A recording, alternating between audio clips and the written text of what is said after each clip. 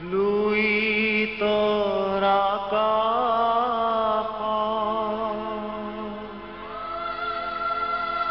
তোৰাৰ তোৰা উড়ি পাৰতি পাবুনি তেজেৰে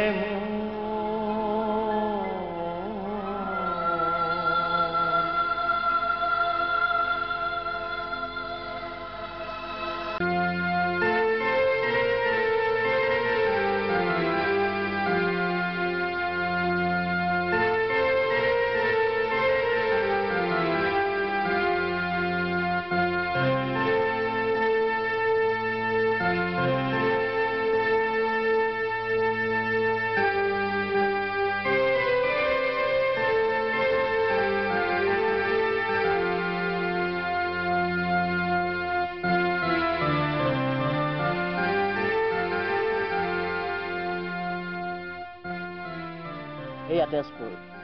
অসমৰ লোকজীৱন বৌদ্ধিক জগত আৰু পৰম্পৰাক নতুনত্বৰ সাজপাৰেৰে লহপহীয়া কৰিবলৈ আৰম্ভ কৰিছিল ইয়াতে জ্যোতিপ্ৰসাদ আগৰৱালাই অনেক প্ৰতিভাৰ আকৰ জ্যোতিপ্ৰসাদ আছিল নিজৰ সময়তকৈও বহুগুণে আগবঢ়া থলুৱা সাংস্কৃতিক উপাদানসমূহত আধুনিক বৈজ্ঞানিক আহিলা প্ৰয়োগ কৰি অসমীয়া ভাষা আৰু কৃষ্টিক জগত সভালৈ লৈ যোৱাৰ কাণ্ডাৰীজন আছিল জ্যোতিপ্ৰসাদ তেওঁৰ অৱদানসমূহ আজিও যুগ সাপেক্ষ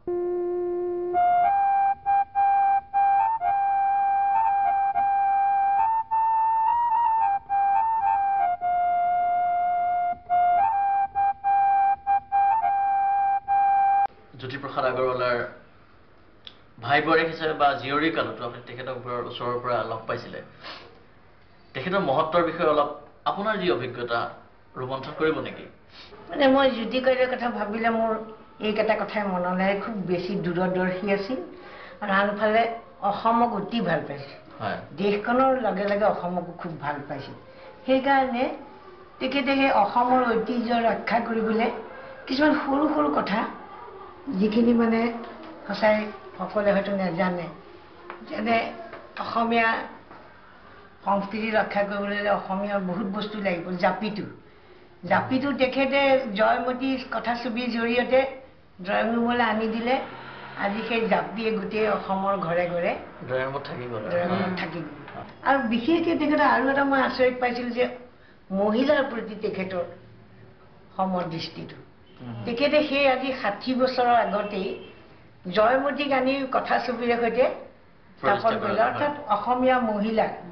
এই যিখিনি গুণ সেইখিনি তেখেতে প্ৰকাশ কৰিবলৈ আজি কথাছবিৰ জৰিয়তে আনি দিলে তাৰ উপৰি তেখেতে সেই 1932 চনতে ৰায়ত সভা হৈছিলে গাঁৱত চাৰিদুৱাৰ ৰায়ত সভা যিখন হৈছিল তাত অশ্বাৰোহী দল কৰিছিলে মহিলা